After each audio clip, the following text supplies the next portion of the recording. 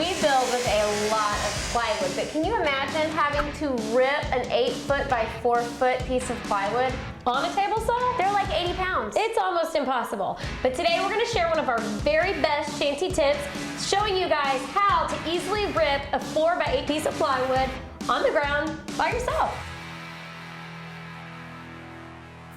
All you need for this shanty tip is two 2x4x8, one 1x4x8, 2 clamps, and a circular saw. And a partridge in a pear tree. First step is to take your two 2x4s and lay them out on the ground.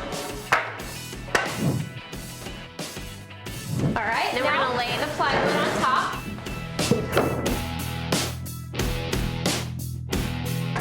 Before we cut the plywood, we need to adjust the depth of our blade so that we don't cut into the floor. Put the circular saw on the plywood and lift the blade, and you want the blade to come out just a tiny bit below where the plywood stops, and then just lock it.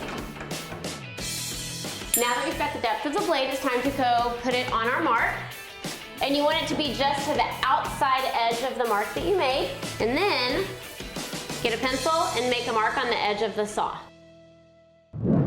Now I'm going to measure from one end of the plywood to that new mark, and it's 21 1/16 of an inch, and I'm going to make the same mark on the other end.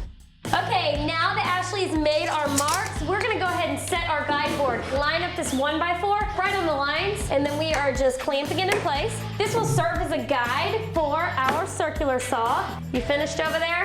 Got it. We're ready. All right, we're ready to make this cut, guys.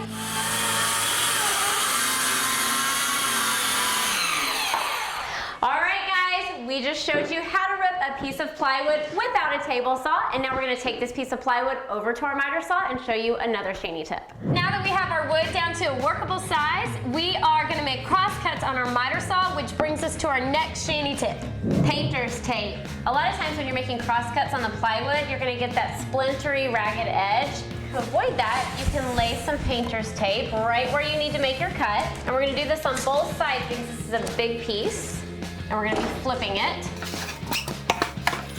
Once we've got our tape on, it's time to mark for our cut. Now this piece is 20 inches wide, so it's too wide to cut in one cut with this miter saw. So what she'll do is she'll make the longest cut possible she can with this cut. Then we're going to flip this board over, and Ash is going to use the blade to line up her next cut. If you pull the saw forward, it'll fit right inside that groove that you've already made.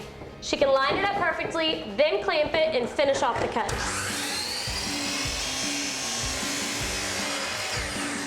There you have it, a perfectly smooth cross cut with no jagged edges. There's 2 shanty tips right there for you. Now go get to work.